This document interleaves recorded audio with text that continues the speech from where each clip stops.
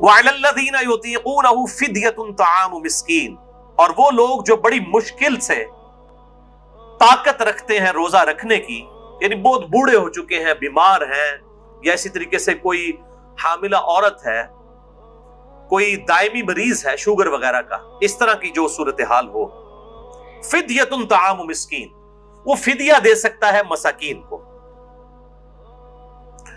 فمن تطوع خیرا فہو خیر لہ، اور جو کوئی اس سے بھی زیادہ اللہ کی راہ میں خرچ کرنا چاہے، یعنی ویسے تو ایک روزے کے بدلے ایک مسکین کو ایک وقت کھانا ہے، اگر کوئی زیادہ مساکین کو کھلانا چاہتا ہے، جتنا گڑ پاؤ گے اتنا ہی میٹھا ہوئے گا، تو اس کے لیے اتنا ہی بہتر ہے۔ وَأَن تَصُومُوا خَيْرٌ لَكُمْ، اور اگر تم روزہ رکھو تو اسی میں تمہارے لیے بہتری ہے۔ یہ نہ ہو کہ تھوڑی سی بیماری اور بہانہ کر کے کہو جی میں تو فدیہ ہی دے دینا، روزہ رکھنے کی کیڑی لوڑ ہے۔ ان کنتم تعلمون، اگر تم جانتے ہو، اگر تم جانتے ہو تو روزہ رکھنے میں ہی بہتری ہے۔ یعنی انسان سب سے بڑا خود اپنے اوپر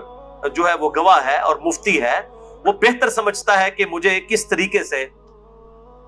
چیزوں کو لے کر چلنا ہے۔ جیسے دنیاوی منفعت کے لیے وہ انسان چھوٹی چھوٹی چیزوں کا خیال رکھتا ہے، تو آخرت کے اعتبار سے بھی وہ خیال رکھے۔ اچھا، یہ جو آیت ہے وَعَلَى الَّذِينَ يُطِيقُونَهُ فِدْيَةٌ طَعَامُ مِسْكِينٍ، اس حوالے سے صحیح بخاری میں ایک حدیث ہے انٹرنیشنل نمبر کے مطابق 4505، جس میں ابن عباس کا قول ہے کہ یہ آیت منسوخ نہیں ہے، کیونکہ بعض اصحاب کا موقف ہے۔ صحیح بخاری میں 4507 نمبر حدیث آتی ہے جس میں ابن عمر کا قول ہے کہ یہ آیت منسوخ ہے، یعنی ان کا موقف یہ ہے کہ یہ پہلے آپشن تھی کہ جو شخص مال دے سکتا ہے وہ مال دے لے، اور جو روزہ رکھ سکتا ہے وہ روزہ رکھ لے، یہ دونوں آپشن ہے، یعنی مریض والا چکر نہیں،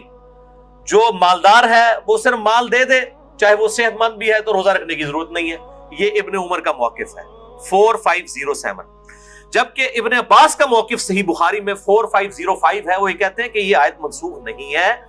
بلکہ اس سے مراد وہ بوڑھا اور بوڑھی ہے یا بیمار شخص جس کو صحت یاب ہونے کی امید نہیں ہے اور بڑی مشکل سے وہ روزہ رکھنے پر قادر ہے، اس کے لیے روزہ نبھانا مشکل ہے۔ جیسا کہ بعض کا شوگر کی بیماری ایسی ہو سکتی ہے کہ انسان کے لیے مشکل ہو جائے آج کے دور کے اندر، یا بڑھاپا خود بہت بڑی بیماری ہے، کوئی 80-90 سال کا کوئی بزرگ ہے اور وہ روزہ نہیں رکھ سکتا، تو اس کے لیے یہ آپشن ہے کہ وہ اس کے بدلے فدیہ دے دے، ایک وقت کا مسکین کو کھانا کھلا دے۔ صحیح بخاری میں آتا ہے انس بن مالک جب بوڑھے ہو گئے تھے، ان کی عمر 100 سال کے قریب تھی، تو روزانہ وہ ایک مسکین کو کھانا کھلایا کرتے تھے گوشت کے ساتھ،